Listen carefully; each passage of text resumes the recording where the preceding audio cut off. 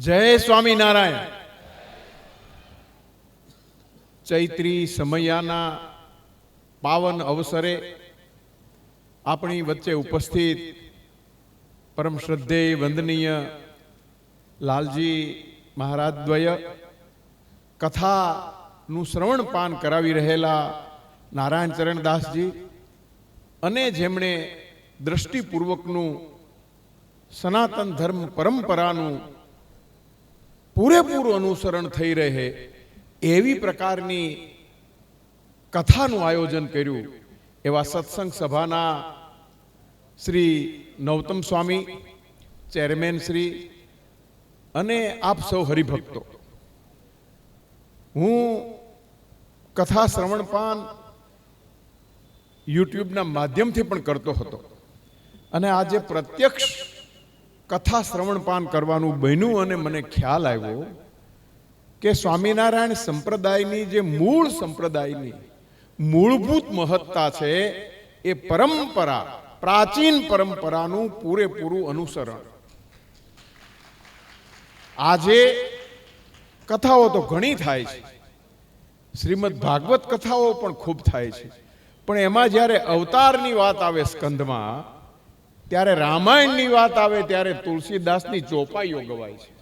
હકીકતે વાલ્મીકીના શ્લોકથી રામકથા શરૂ કરવી જોઈએ અને અહીંયા આપણે અનુભવી છે. આ મહત્વની વાત છે. જે વાલ્મીકીએ રામચરિત્રની કૃતિ રચી એનો અનુસંધાન શ્રી મદ્ભાગવત સાથે છે. તુલસીદાસ તો પછી થયા, એની ચોપાઈ કે પછી રામાનંદ સ્વામીની રામાયણની વાત, આ બધું દશમ સ્કંદની કથા વખતે, શ્રીમદ ભાગવતની કથા વખતે પીરસાઈ રહ્યું છે, ફિલ્મી ગીતો પીરસાઈ રહ્યા છે. એવા માંદા દિવસોમાં આજે પરિશુદ્ધ દેવું શ્રીમદ ભાગવત સાંભળીએ છીએ એ આપણી મોક્ષ ગતિને પ્રાપ્તિ છે. ખરા અર્થમાં આચાર્ય વિહારીલાલજી મહારાજ સમયે હરજીવન શાસ્ત્રીને આજ્ઞા કરી કે આ પ્રાચીન ઉપદેશને, સનાતન ધર્મની મહત્તાને, દશમ સ્કંદને, પંચમ સ્કંદને, શ્રી ભગવાનની મહત્તાને, એના ઉપદેશને વચનામૃત અને શિક્ષાપત્રીમાં હતો એને વધુ રસમય, વધુ બોધમય અને વધુ આપણામાં ઉતરી રહે, સમજાઈ રહે એ ભાવથી જે કીર્તનો રચ્યા છે, એ ભાવથી જે પદો રચ્યા છે, એ ભાવથી જે સાહિત્ય રચ્યું છે, એનું પુનઃ શાસ્ત્રીય સંપાદન થવું જોઈએ. અને મને આનંદ છે કે હરજીવન શાસ્ત્રીએ આચાર્યજીની આજ્ઞાથી 30-40 પાનામાં મુક્તાનંદ સ્વામી, બ્રહ્માનંદ સ્વામી, નિષ્કુલાનંદ સ્વામી એના ચરિત્રો લખ્યા, એના પુસ્તકોની પરિચય વિધિ કરાવી અને બધા પદોને સંપાદિત કર્યા.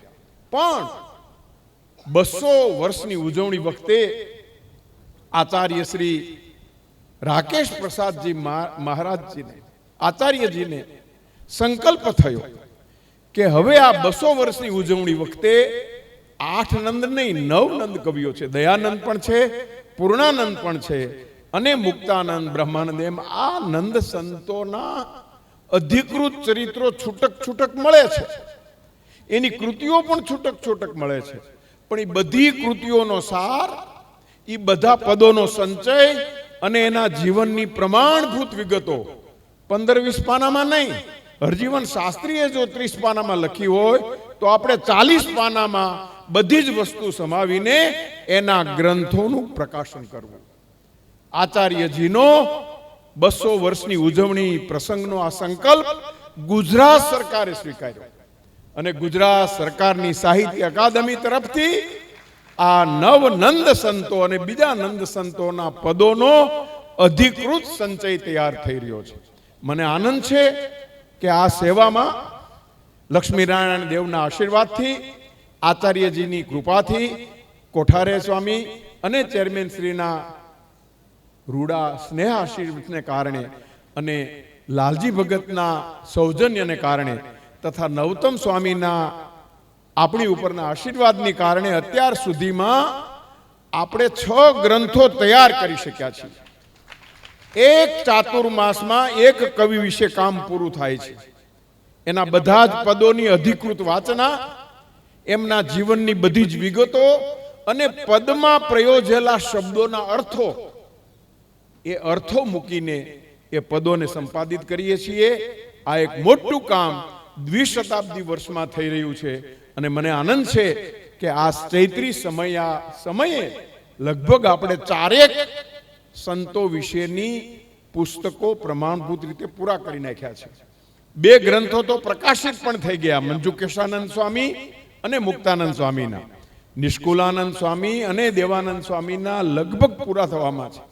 પૂર્ણાનંદ સ્વામી, બ્રહ્માનંદ સ્વામી, પ્રેમ સખી પ્રેમાનંદ સ્વામીના ગ્રંથો પણ ટાઈપ સેટિંગ થઈ ગયા છે.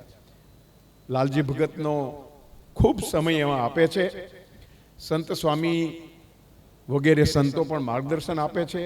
અને મને આ ઉત્તરાવસ્થામાં, બાલ્યાવસ્થામાં હું બ્રહ્મચારી પૂજારી હતો સ્વામિનારાયણ મંદિરનો, અણિયાળી પ્રસાદીનું ગામ, ત્યાં પૂજારી હતો. પછી તો બધી વિદ્યાશાખાની ને શિક્ષણની ને કુલપતિ કુલાધિપતિ બધી પદની મુસાફરી કરીને મારી ઉત્તરાવસ્થામાં વડતાલના શરણે આવ્યો છું. એ મારા જીવનની ઉત્કૃષ્ટ ઘટના છે. આપ સૌ હરિભક્તોના આશીર્વાદથી, આચાર્યજીની કૃપાથી, ભગવાન લક્ષ્મીનારાયણ દેવની કૃપાથી આ કામ થઈ રહ્યું છે. એના આપણે સૌ સાક્ષી બનવાના છીએ. અને ખાસ તો આવી શુદ્ધ કથા સાંભળીએ છીએ. આ માંદા દિવસો એટલે કીધું કે ત્યાં ફિલ્મી ગીતો ગવાય છે, ઓઠા દેવાય, જોક્સ થાય. અહીંયા કોઈ પણ બીજી વાત પીરસાતી નથી. એ સ્વામિનારાયણ સંપ્રદાયની મોટી વિશિષ્ટતા છે. એ લોકોને ખ્યાલ આવે. કયો સંપ્રદાય આ બધા અવતારોની વાત કરે છે? આપણે તો વડતાલ મંદિરમાં બધા અવતારોના ચિત્રો છે એટલું જ નહીં, એના ઉત્સવ પણ ઉજવીએ છીએ. અને નંદ સંતો એના કીર્તનો પણ રચ્યા છે. સનાતન ધર્મના બધા જ અવતારોના ઉત્સવ ઉજવતો આ સંપ્રદાય, યજ્ઞ આદિમાં સતત રત રહેતો આ સંપ્રદાય, ખરા અર્થમાં સનાતન ધર્મનું આજના યુગમાં ઉજ્જવળ અને તેજસ્વી અનુસંધાન છે. એના આપણે સૌ સાક્ષી છીએ. એના આપણે સૌ તેજસ્વી વારસદારો છીએ. અને આ વડતાલની ભૂમિ તો ખરા અર્થમાં શાસ્ત્રની ભૂમિ છે. મેં હમણાં એક બહુ મોટા સેમિનારમાં એક પેપર વાંચ્યું. આખા ભારતના સંસ્કૃતના ફિલોસોફીના પ્રોફેસર હતા. મેં કહ્યું કે સ્વામિનારાયણ સંપ્રદાયે સંસ્કૃત સાહિત્યમાં જેટલું સર્જન કર્યું છે એટલું કોઈ સંપ્રદાયના સર્જકોએ સર્જન કર્યું નથી. કેટલા ભાષ્યો રચાયા! માત્ર પ્રસ્થાનત્રયીના નહીં, શિક્ષાપત્રીના પણ ભાષ્ય રચાયા, સત્સંગી જીવનના પણ ભાષ્ય રચાયા, અર્થદીપિકા રચાયા. બધું સંસ્કૃતમાં. સંસ્કૃતના ગ્રંથો એક નહીં, 18 નહીં, શતાધિક ગ્રંથો કોઈ સંપ્રદાયે સંસ્કૃતમાં રચ્યા હોય તો સ્વામિનારાયણ સંપ્રદાયના સંતોએ રચ્યા છે. એ આપણે જગતને બતાવવું પડશે. અત્યારે બોલેના બોર વેચાય છે, એમની ઠળિયા પણ વેચાય છે. આપણે એ દિવસોમાં આપણા બોર વેચવા છે, એમ નહીં, બોર બતાવવા છે, બોર ચખાડવા છે. અને આપણો શાસ્ત્ર શુદ્ધ પરિચય જે રીતે કથા દ્વારા થાય છે, આ પુસ્તકો દ્વારા થશે એમ ક્રિયાકાંડ દ્વારા કરાવવાનું છે. મને ખૂબ આનંદ છે કે આપણે આવા સમયમાં, આવા સુંદર કથાના વાતાવરણમાં આપણે મોક્ષ ગતિ પ્રાપ્તિ માટે સુંદર એવા સત્સંગમાં સહભાગી થઈએ છીએ. આપ સૌના ઉજ્જવળ ભવિષ્ય માટે, મોક્ષ ગતિ માટે પરમ કૃપાળુ પરમાત્માને પ્રાર્થના કરીને મારા વિચારને વિરામ આપું છું. નમસ્કાર. જય સ્વામિનારાયણ.